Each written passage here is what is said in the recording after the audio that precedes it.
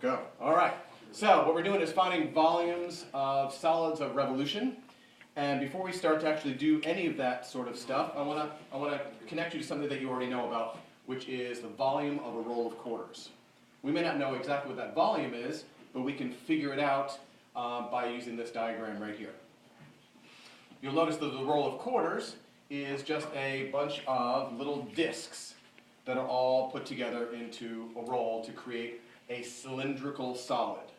And the axis of the solid is basically the x-axis on a graph. And you'll notice that the radius of each of these quarters is r. I'm just trying to use this to develop a formula. So the radius is r, and the width of each quarter is delta x. And so if we think about the volume of each one of those quarters, in terms of its r and its delta x, we would say that the volume is the area of the quarter times its thickness. So the volume is going to be pi r squared times delta x. And so that's going to be the volume of each quarter. And then to find the total volume of the cylinder of quarters, you'll just add up the volume of each of the 40 quarters in a roll. And you'll remember from our quick lesson on sigma notation that the sigma really stands for sum, and that's what the integral symbol also stands for, which is sum. So what I want us to do is write the volume of the roll as an integral. And I'll tell you that there are 40 quarters in a roll. So the volume of our cylinder here of quarters is really just going to be all of these quarters added up. So each quarter is pi r squared times delta x. So I'm going to write this where our integral symbol stands for the sum, and there are 40 quarters, and we are doing pi r squared delta x. So this just says add up 40 quarters where this is the volume of each quarter. So add it all up. And what we're going to be doing as we take a look at our other volumes is we're going to be looking at little slices of circles that are infinitely thin. And our integral is going to take care of our infinitely thin, add them all up stuff. So what I want to do now is I want to transform this idea into a generic formula for any generic function right here. And I want to start with the pi part.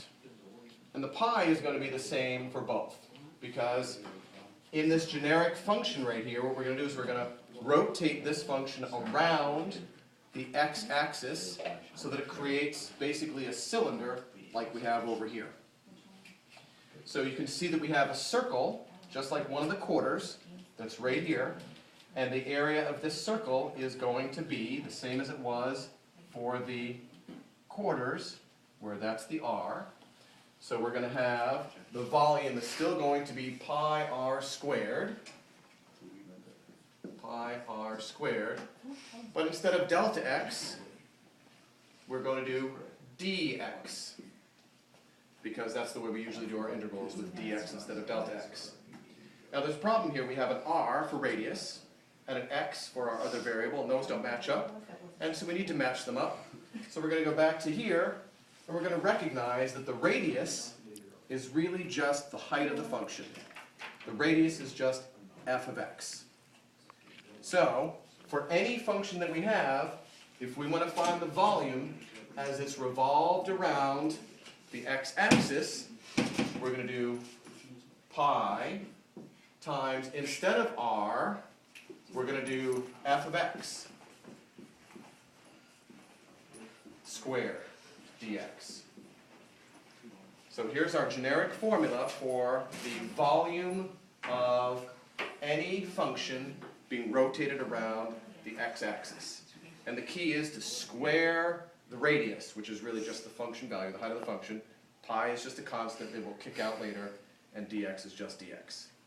And the dx, again, just to remind you, is the width of each one of our little circles. It's infinitely thin. And the integral stands for add up all of our infinite number of little circles between the beginning and the end. So we're going to create an infinite number of little circles from A over to B. Which reminds me I need to put those into our integral. So we're going to start at A and end at B. And here is our generic formula for finding the volume of anything rotated around the x-axis. So now we're going to use this formula for our very first and easiest problem that I can create here. So we have, use the formula to find the volume of the solid that results when the region bounded by this graph, f of x equals 3, a constant function, can't make it easier than a constant function, x equals 2, that's where we're beginning, at 2, we're going to end at 6, and the x-axis is also going to be the bottom of our region. And we're going to revolve it around the x-axis. So as always, the first thing to do is draw the diagram. So I'm going to draw our xy coordinate plane. And we have f of x equals 3, so that's our function. So I'm going to draw that straight across. Nice constant function. And we have x equals 2. 1, 2. And that's a line. And 3, 4, 5, 6. And there we have another line. And the x-axis. So this is f equals 3, x equals 2, x equals 6, and the x-axis creates this region right here. Adam, does that shading show up okay? Good. All right, so here's the region, and we're just going to take this region and we're going to rotate it around the x-axis. So I'm going to draw myself a little circle here so you can see what's going on. So we have this rotating right around here. So we're going to create a cylinder. And the cylinder is going to be right here, rotating around the x-axis. So, we go back to our formula, which is right here. So from A to B of pi f of x squared dx. So I'm going to write the formula here again. V equals from A to B of pi times f of x squared dx. So I'm just going to fill in all the stuff for the formula. So our A is our lower limit, which is 2. Our b is our upper limit, which is 6. Pi is pi. F of x is the simplest function we can possibly make here, which is y equals 3.